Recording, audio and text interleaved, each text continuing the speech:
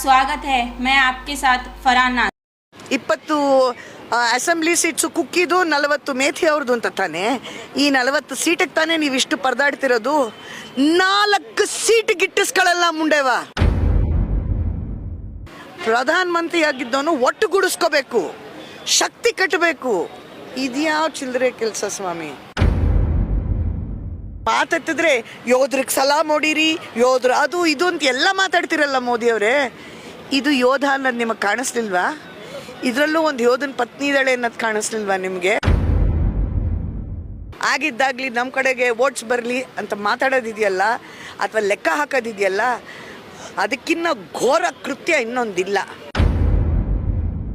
ಯಾರಿಗೂ ಗೊತ್ತಾಗಬಾರ್ದು ಅಂತ ಇಂಟರ್ನೆಟ್ಟೇ ಕಟ್ ಮಾಡಿಬಿಡ್ತೀರಲ್ಲ. ಯಾವುದ್ರಲ್ಲಿ ಮಂಗಳಾರತಿ ಎತ್ಬೇಕು ನಿಮಗೆ? CM ಅನ್ನಿಸ್ಕೊಳಕ್ ಯೋಗ್ಯತೆ ಇದೆಯೇನ್ರಿ ಅಯ್ಯಪ್ಪನ್ಗೆ? ಮಹಾಭಾರತದ ಎಕ್ಸಾಂಪಲ್ ಕೊಡ್ತಿರಲ್ಲ. ದ್ರೌಪದಿ ವಸ್ತ್ರಾಭರಣ ಆದ್ಮೇಲೆ ಏನಾಯ್ತು ಅನ್ನೋ ಜ್ಞಾನ ಇಲ್ವೇನ್ರಿ ನಿಮ್ಗೆ? ಈಗ ನೀವು ಮಾಡಿದಿರಲ್ಲ ವಸ್ತ್ರಾಭರಣ, ನಿಮ್ಮಂತ್ಯ ಇದು. ಎಲ್ಲರನ್ನು ಸೇರಿಸ್ಕೊಂಡು ಜೋಡಿಸ್ಕೊಂಡು ಹೊಡಿಬೇಕು ಅಂತೀನಿ ನಾನು. ಈ ಹಂತಕ್ಕೆ ಬಂದಿದೆ ಅಂದರೆ ಮಾತೆತ್ತಿದ್ರೆ ನಾವು ಬೇಟಿ ಬಚಾವ್ ಬೇಟಿ ಪಡಾವ್ ಅಂತಾರೆ. ಇದು ನಡೀತಾ ಇರೋದೇನು? ಇದು ನಿಮ್ಮ ಬೇಟಿ ಅಲ್ವಾ?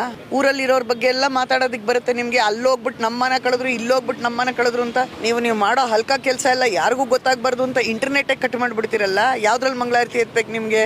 ಅವ್ನು ಯಾರ್ರಿ ಅವನು? CM. ಅವ್ನು CM ಅನ್ನಿಸ್ಕೊಳಕ್ ಯೋಗ್ಯತೆ ಇದೆಯೇನ್ರಿ ಅಯ್ಯಪ್ಪನ್ಗೆ? ಬೇಡವಾಗಿಲ್ದಲ್ಲೇ ಇರೋ ವಿಷಯಕ್ಕೆಲ್ಲ ರೆಸಿಗ್ನೇಷನ್ ಕೇಳ್ತೀರಾ? ನಾಚಿಕೆ ಬನ ಮರ್ಯಾದೆ ಇಲ್ಲ ನಿಮಗೆ? ಇದನ್ನು ಕೇಳಿಸ್ಕೊಳ್ಬೇಕಾ ರೆಸಿಗ್ನೇಷನ್ನು? ಮನುಷ್ಯತ್ವ ಮನಸ್ಸಾಕ್ಷಿ ಅನ್ನೋದಿತ್ತು ಅಂದರೆ ಬೇರೆ ಯಾರು ಮಾಡ್ತಾರೋ ಇಲ್ಲೋ, ನೀವೇ ಹೋಗಿ ನೇಣಾಕೊಂಡು ಸಾಯ್ರಿ. ಅದು ಮಾಡೋದಿಲ್ಲ. ನೀವು ನೇಣಾಕೊಂಡು ಸತ್ತವ್ರಿಗೆ ಅಯ್ಯೋ ಅನ್ನಲ್ಲ, ಹಾಳು ಮಾಡಿ ರೋಡಲ್ಲಿ ಕೆಡುಕೊಂಡು ಹೊಡೆದವ್ರಿಗೆ ಅಯ್ಯೋ ಅನ್ನಲ್ಲ. ಮನುಷ್ಯತ್ವದ ಬಗ್ಗೆ ಭಾಷಣ ಹೊಡಿತೀರ, ಮಾತೆತ್ತಿದ್ರೆ ಕುರುಕ್ಷೇತ್ರದ ಬಗ್ಗೆ ಮಾತಾಡ್ತೀರಲ್ರಿ. ಕುರುಕ್ಷೇತ್ರ ನಡೆದಿದ್ದೇನಕ್ಕೆ ರೀ? ಮಹಾಭಾರತದ ಉದಾಹರಣೆಗಳೆಲ್ಲ ಕೊಡ್ತೀರಾ? ನಾನು ಒಬ್ಬನ್ನ ಹೊಡಿಯೋದಕ್ಕೆ ಇವ್ರು ಇಷ್ಟು ಜನ ಅಂತ ಯಾರು ನೋಡಿಯೋದಕ್ಕೆ ಯಾರು ಎಷ್ಟು ಜನ ಬೇಕು? ಮಾತಾಡ್ತಿದ್ರೆ ಮಹಾಭಾರತದ ಎಕ್ಸಾಂಪಲ್ ಕೊಡ್ತಿರಲ್ಲ. ದ್ರೌಪದಿ ವಸ್ತ್ರಾಭರಣ ಆದ್ಮೇಲೆ ಏನಾಯ್ತು ಅನ್ನೋ ಜ್ಞಾನ ಇಲ್ವೇನ್ರಿ ನಿಮಗೆ?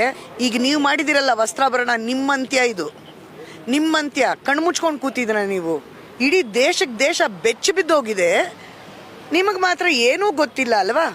ಇಲ್ಲಿ 6,000 ಈ ಥರ ಕೇಸ್ಗಳು ನಡೆದಿದೆ ಅನ್ನೋದು ಇಡೀ ಇಂಟರ್ನೆಟ್ಟಲ್ಲಿ ಹಾರಾಡ್ತಿದೆ. ಇದು ಡಾಕ್ಯುಮೆಂಟ್ಸು. ಸುಮ್ಮನೆ ಗಾಳೀಲಿ ಖಾಲಿ ಪುಕ್ಕಟೆ ಮಾತಾಡ್ತಿರೋದಲ್ಲ ಇದು.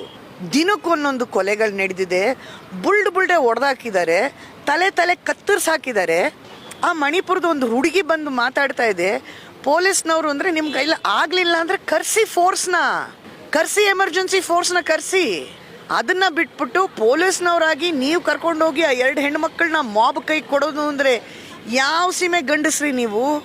ಇದಾ ನಿಮ್ಮ ಗಂಡಸ್ತನ? ಇದಾ ನಿಮಗೆ ಧೈರ್ಯ ಕೊಡೋ ಅಂಥದ್ದು? ಅಥವಾ ಇದಾ ನಿಮಗೆ ವರ್ಚಸ್ಸು? ಈ ಥರ ಪೊಲೀಸ್ನವ್ರು ಇದ್ರೆಷ್ಟು ಬಿಟ್ಟರೆಷ್ಟು? ರಿಎನ್ಫೋರ್ಸ್ಮೆಂಟ್ ಕರಿಬೇಕಾಗಿತ್ತು. ಹೋಗ್ಲಿ, ಪ್ರಯತ್ನನಾದರೂ ಪಟ್ರಾ? ಇಲ್ಲವಲ್ಲ. ಯಾರ ನಿರ್ದೇಶದ ಮೇಲೆ ಇದಾಗ್ತಾ ಇರೋದು? ಯಾರ ಆದೇಶದ ಮೇಲೆ ಇದಾಗ್ತಾ ಇರೋದು? ಇಡೀ ಭಾರತ ಅಲ್ಲಿ ನಾನು ಭಾರತಕ್ಕೆ ಮಗ, ನನಗೆಲ್ಲೋ ಭಾರತೀಯರು, ನಮ್ಮ ಅಮ್ಮ ತಂಗಿದಿರು ಅಂತಿರಲ್ಲ. ಇವ್ರು ಯಾರು? ಪಕ್ಕದ ಮನೆ ಕೊರವಂಜಿಗಳ? ಏನು ಅಧಿಕಾರ ಇದೆ ನಿಮಗೆ? ಇಷ್ಟು ವರ್ತನೆ ಆದಮೇಲೂ ನಿನ್ನೆ ಸಭೆಯಲ್ಲಿ ಸಿಂಗ್ ಅವರು ಸಾರಿ ಬಾರಿ ಈ ವಿಷಯ ಎತ್ತಿದ್ರೆ ನೀವು ಇದನ್ನು ಮೀಡಿಯಲ್ಲಿ ಬರಬಾರ್ದು ಅಂತ ಹರಸಾಹಸ ಪಡ್ತಾ ಇದ್ದೀರಾ. ಒಪ್ಕೊಂಡೆ. ಮೀಡಿಯಾನ ನೀವು ಬಹಳಷ್ಟು ಮಂದಿನ ಬಾಯಿ ಮುಚ್ಚಿದ್ದೀರಾ, ಒಪ್ಕೊಂಡ್ವಿ. ಆದರೆ ಸಭೆಯಲ್ಲಿ ನಡಿಬೇಕಾದ್ರೆ ಗಲಾಟೆ, ಎಲ್ಲರನ್ನು ಅಲ್ಲಿ ಮಾತಾಡೋದು ಲೈವ್ ಹೋಗಲೇಬೇಕಾಗುತ್ತೆ ಅನ್ನೋದು ನಿಮಗೂ ಗೊತ್ತಿದೆ. ಇನ್ನೆಷ್ಟು ಷಡ್ಯಂತ್ರ ರಚಿಸ್ತೀರಾ? ಸಭೆಯಿಂದನೇ ಅವ್ರನ್ನ ಡಿಬಾರ್ ಮಾಡಿಸಿದಿರಲ್ಲ. ಇನ್ನು ಉಳಿದು ಅಷ್ಟು ದಿನಕ್ಕೂ ಏನ್ರಿ ನಿಮ್ಮ ಕ್ಯಾಲ್ಕುಲೇಷನ್ನು? ಇದು ಪಾಲಿಟಿಕ್ಸ್ ಅಲ್ಲ ರೀ, ಇದು ಕಚಡ ಪಾಲಿಟಿಕ್ಸು. ಯಾಕೆ? ಅಲ್ಲಿ ಏನು ಮಾತಾಡಿದ್ರು ಇನ್ನೆವಿಟಬಲಿ ಅವ್ರು ಕವರ್ ಮಾಡಲೇಬೇಕು. ಮೀಡಿಯಾ ಇನ್ನೆವಿಟಬಲಿ ಕವರ್ ಮಾಡಲೇಬೇಕು. ಅವಾಗ ಹೆಂಗೆ ತಡಿತೀರಾ ನೀವು ಮೀಡಿಯಾನ? ಹೇಗೆ ನಡೆಯುತ್ತೆ ಮೀಡಿಯಾ ನಿಮ್ಮ ಕೈ ಬೆರಳ ಮೇಲೆ? ಆಗಬಾರ್ದು ಅನ್ನೋದಕ್ಕೆ ತಾನೇ ಇದನ್ನು ಮಾಡಿರೋದು. ಪರವಾಗಿಲ್ಲ ರೀ. ನಿಮ್ದೆಲ್ಲ ಯಾವ ಲೆಕ್ಕಾಚಾರ ಗೊತ್ತಾ? ಒಂದು ಬೌಲರ್ ಇರ್ತಾನೆ, ಒಂದು ಬ್ಯಾಟ್ಸ್ಮನ್ ಇರ್ತಾನೆ, ಅವನ್ನ ನೀವು ಬೌಲಿಂಗಲ್ಲಿ ಔಟ್ ಮಾಡೋಕ್ಕಾಗಲ್ಲ. ಬುಲ್ಡೆ ಹೊಡಿ ಔಟ್ ಮಾಡು, ಆಮೇಲೆ ಬೇರೆಯವ್ರನ್ನೆಲ್ಲ ನುಗ್ಸು. ಇಷ್ಟೇ ತಾನೇ ನಿಮ್ಮ ಷಡ್ಯಂತ್ರ ರೀ. ಭಾರತದ ಜನರು ಬಹಳ ಪ್ರೋಗ್ರೆಸಿವ್ ಆಗಿದ್ದಾರೆ. ನೀವು ಮಾಡಿರೋ ಈ ಕೃತ್ಯ ಇದೆಯಲ್ಲ, ನಡೆದಿದೆಯಲ್ಲ ಈ ಕೃತ್ಯದ ಬಗ್ಗೆ ನೀವೇನು ಅಧಿಕಾರ ಮಾಡಿದ್ರಿ? ಏನು ನಿರ್ಧಾರ ತೊಗೊಂಡ್ರಿ? ಏನು ಆದೇಶ ಹೊರಡಿಸಿದ್ರಿ? 78 ದಿನ ಆದ್ರೂ ನಿಮ್ಗೆ ಗೊತ್ತಾಗಿರ್ಲಿಲ್ವಾ? 78 ದಿನ ಇಲ್ಲಿ ಯಾರಾದರೂ ಊಸ್ಬಿಟ್ರೆ ಓಡ್ ಬರ್ತೀರಾ ಅನ್ಕೊಂಡು? ಇದೇನು ಪ್ರಧಾನ ಮಂತ್ರಿ ಮಾಡೋ ಕೆಲಸನೇನ್ರಿ ಇದು? ಅಥವಾ ಪ್ರಧಾನ ಮಂತ್ರಿಗೆ ಗೊತ್ತಿಲ್ದಲೇ ನಡೆಯೋ ಕೆಲಸ ಆಯ್ತಿದ್ದು ಅಂದರೆ ನೀವು ಪ್ರಧಾನ ಮಂತ್ರಿಯಾಗಿ ಏನು ಮಾಡಬೇಕಾಗಿತ್ತು? ಏನು ಆ್ಯಕ್ಷನ್ ತೊಗೋಬೇಕಾಗಿತ್ತು? ಒಂದು ಮುಖ್ಯಮಂತ್ರಿ ನಡ್ಕೊಳ್ಳೋ ರೀತಿನ ಇದು? ಭಾಳ ಹೆಮ್ಮೆಯಿಂದ ಹೇಳ್ತಾನಲ್ಲ, ಯಪ್ಪ ನನ್ನ ಮಗಂದಿದ್ದು ದಿನನಿತ್ಯದ ಕೆಲಸ ಅಂತ. ಹಂಗಾದ್ರೆ ಒಂದು ಕೆಲಸ ಮಾಡಿ ಸ್ವಾಮಿ, ನಿಮಗೆ ಆಗಬೇಕು ಮನೆ ಮಠ, ಬನ್ನಿ ಅವ್ರ ಜೊತೆನೇ ಇರಿ, ಆದಿವಾಸಿಗಳ ಜೊತೆನೇ. ನೋಡ್ತೀನಿ ನಿಮ್ಮ ಹೆಂಡತಿಯವ್ರಿಗೆ ನಿಮ್ಮ ಮಕ್ಕಳಿಗೆ ಅದೇ ಅನ್ವಯಿಸುತ್ತಾ ನೋಡೋಣ. ಹೆಣ್ಣು ಮುನಿದರೆ ಮಾರಿ ಬೇಡ, ಇದು ನಿಮ್ಮ ಅಂತ್ಯಕಾಲಕ್ಕೆ ಡಿಂಡಿಮ. ಇದು ಮುನ್ನುಡಿ ನೀವೇ ಬರೆದಿದ್ದೀರಾ, ನಾವೆಲ್ಲ ಬರಿಬೇಕಾಗಿರೋದು. ನೀವು ಬರೆದಿದ್ದೀರಾ. ಇದು ಬೇಕಾಗಿತ್ತ?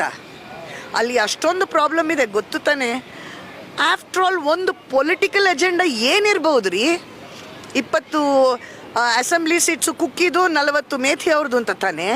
ಈ 40 ಸೀಟಿಗೆ ತಾನೇ ನೀವು ಇಷ್ಟು ಪರದಾಡ್ತಿರೋದು. 4 ಸೀಟ್ ಗಿಟ್ಟಿಸ್ಕೊಳ್ಳಲ್ಲ ಮುಂಡೆವ. 4 ಸೀಟು. ಈ ವರ್ತನೆಗೆ 4 ಸೀಟಲ್ಲ, 1 ಬಂದರೆ ಹೆಚ್ಚು. ಉಗಿತಾ ಇದ್ದಾರೆ ಇಡೀ ದೇಶ. ಕರುಳು ಚುರ್ರನ್ನತ್ತೆ ರೀ. ಹೆಣ್ಣು ಮಕ್ಳಿಗೆ ಏನ್ರಿ ಮರ್ಯಾದೆ ಕೊಟ್ಟಿದ್ದೀರಾ ನೀವು? ಯಾವ ಊರಲ್ಲಂದರೆ ಆ ಊರಲ್ಲಿ ನಡೀತಾ ಇರುತ್ತಲ್ಲ. ನೀವು ಯಾವ ಸೀಮೆ ಪ್ರಧಾನಮಂತ್ರಿ? ಬರೀ ಪಕ್ಷ ಪಕ್ಷ ಪಕ್ಷ ಮುಂದೆ ತರೋದವ್ರನ್ನ ಬರೀ ಜಾತಿ ಗಲಭೆ ಮಾಡಿ. Divide and rule policy is the most cheapest policy. ಪ್ರಧಾನಮಂತ್ರಿ ಆಗಿದ್ದವನು ಒಟ್ಟುಗೂಡಿಸ್ಕೋಬೇಕು, ಶಕ್ತಿ ಕಟ್ಟಬೇಕು. ಇದ್ಯಾವ ಚಿಲ್ಲರೆ ಕೆಲಸ ಸ್ವಾಮಿ? ನೀವು ಮಾಡೋದು ನಿಮಗೆ ಅಸಹ್ಯ ಆಗಲ್ವಾ?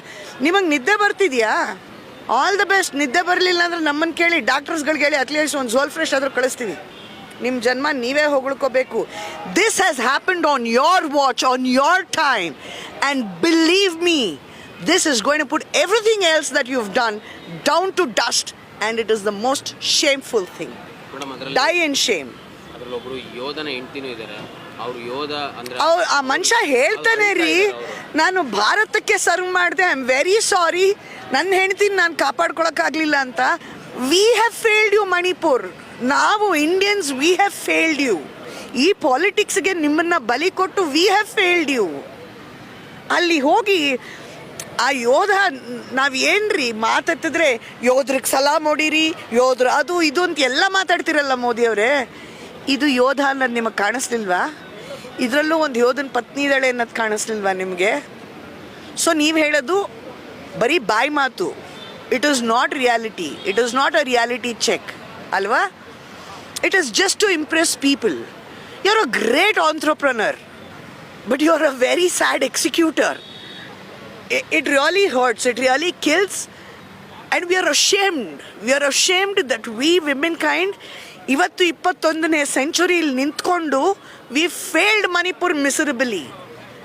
ನಮ್ಮ ಎಲ್ಲರ ಕ್ಷಮೆ Manipur, we failed you. Manipur ಹೆಣ್ಣು ಮಕ್ಕಳೇ, we don't deserve to rule you.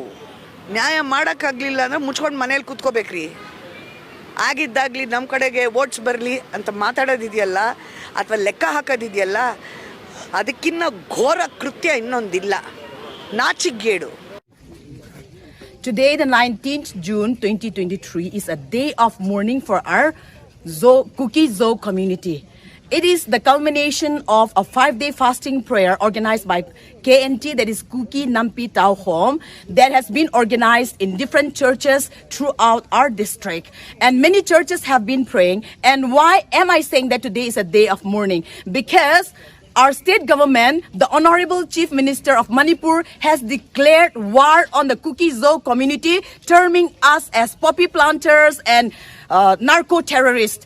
And because of that, the state government, the machinery of all the state government, has been fighting against our community, and we are being termed as militants again. While we are defending, while our husbands, our sons, and our brothers are defending our people, they are being termed as militants. And today is a day of condolence, because we have lost so many lives. We have lost our dear husbands, we have lost our brothers, we have lost our dear sons, and we condole those family members.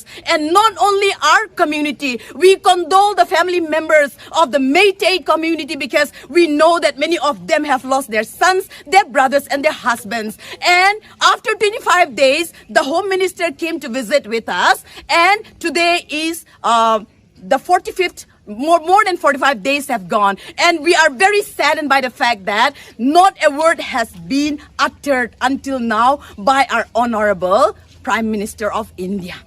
We are very saddened. There is no one to help us on this earth, and there is no one to cover us. There is no one to support us in this time. And this is Gamgee Pai, and our brothers and our sons and our husbands are on duty day and night, in the rain and shine, under the heat of the sun, under the with all the mosquito bites and everything. They are there day in and day out, trying to protect us from attacks, from our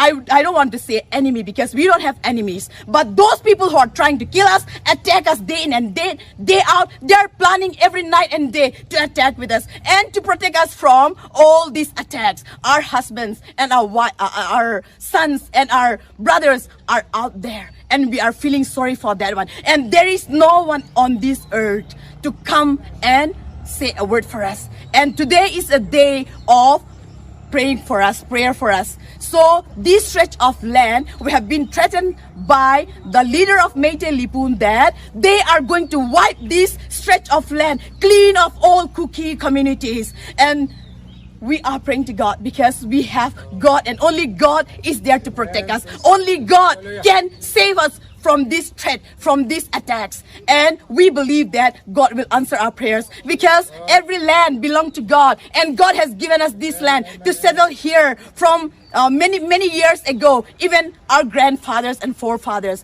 And we believe that we will continue to inhabit this stretch of land until the day of the Lord. Thank you. Hallelujah.